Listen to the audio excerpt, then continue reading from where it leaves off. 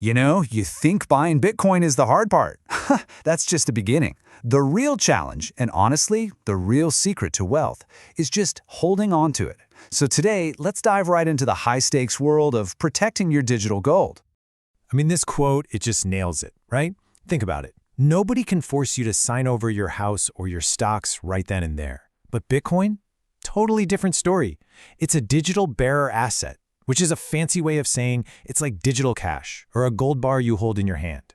Whoever has the keys owns the Bitcoin, period. And that simple fact creates this wild physical security risk that, frankly, most other types of wealth just don't have.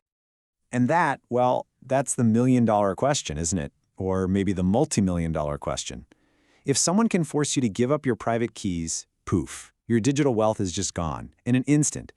It totally changes the game for personal security. It's a threat that simply didn't exist for your parents' generation. Okay, so this brings us right to the heart of it. Section 1. Your keys, your problem. And it really is a problem, a huge custody dilemma with no easy answers.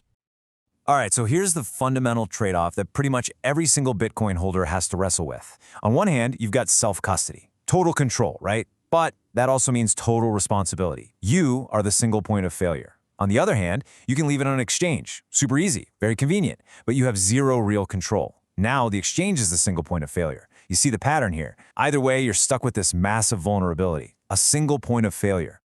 And we really don't have to look far back in history to see what happens when that single point of failure, well, fails. The shadow of FTX still looms pretty large, doesn't it? That collapse was just a brutal, painful lesson for millions of people. It drove home the reality of not your keys, not your coins. Trusting that one single third party, it was absolutely catastrophic. Okay, so self-custody is the obvious answer, right? Just do it yourself. Well, not so fast. Let's be real. The whole process can be super intimidating. You need some technical know-how, and one tiny mistake, one slip-up, could cost you literally everything. And what if you're managing some serious wealth?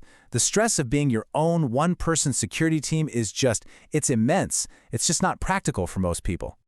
So if the two most common options are both seriously flawed, where do we go from here? Well, the industry had to evolve. The solution wasn't about hiding one key better, it was about building a multi-layered digital fortress. And that brings us to Section 2. So what is this fortress? It's called multi-institutional custody.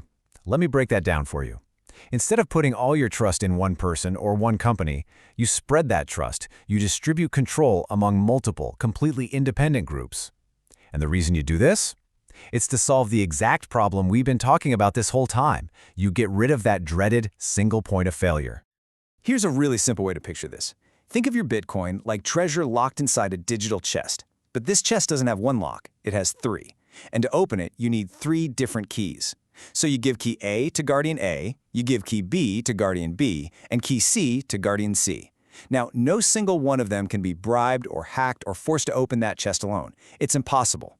They all have to come together, agree, and turn their keys at the same time. It's security through teamwork, through shared control, not just a simple password that can be stolen. All right, now this kind of nearly bulletproof security, it wasn't just a game changer for individuals. This is what finally got the big players to sit up and pay attention.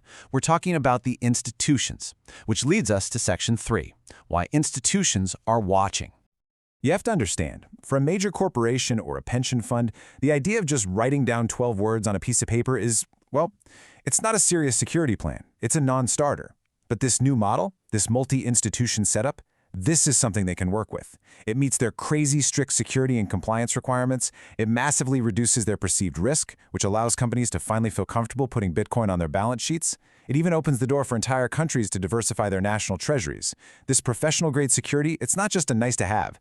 It's an absolutely crucial ingredient for wider market adoption and, ultimately, stability. And let's be clear, the stakes here are only going to get higher. I mean, we need to be prepared for a $250,000 Bitcoin or even higher. As that value climbs, the incentive to hack it, to steal it, it just grows exponentially. So the security infrastructure we build today has to be rock solid enough to handle the threats of tomorrow. But wait a second, this all leads to a really critical, maybe even a little ironic question. In building all these complex systems with different guardians and trusted entities, aren't we just building a more complicated version of the old banks we were trying to get away from? And you know what? That's a totally fair challenge. The whole point of Bitcoin was to get rid of trusted third parties, and yet here we are, kind of adding them back into the mix. Maybe it's a necessary trade-off, right? Sacrificing a little bit of that pure ideology for some serious, real-world security.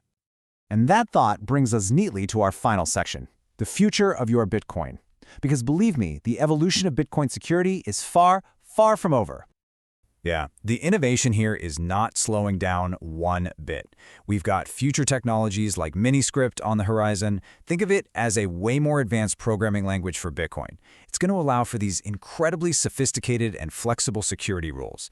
Things like time locks that physically prevent funds from moving for a certain period, or rules that demand more signatures for larger transactions. Our digital fortress isn't just getting stronger, it's getting a whole lot smarter. So as we wrap this all up, I want to leave you with one final thought. We are building these absolutely incredible bulletproof systems for the big institutions. But as Bitcoin becomes safer and more integrated for them, in this new landscape, who is ultimately responsible for protecting you, for protecting your wealth? It's something to think about. Oh, and by the way, if you got something out of this, it'd be awesome if you'd follow, like, and share the podcast What Bitcoin Taught Me. We're also on pretty much everywhere: Twitter/X, Nostr, Blue Sky, Threads, Instagram, Facebook, LinkedIn, Spotify, and now even YouTube. Thanks for tuning in.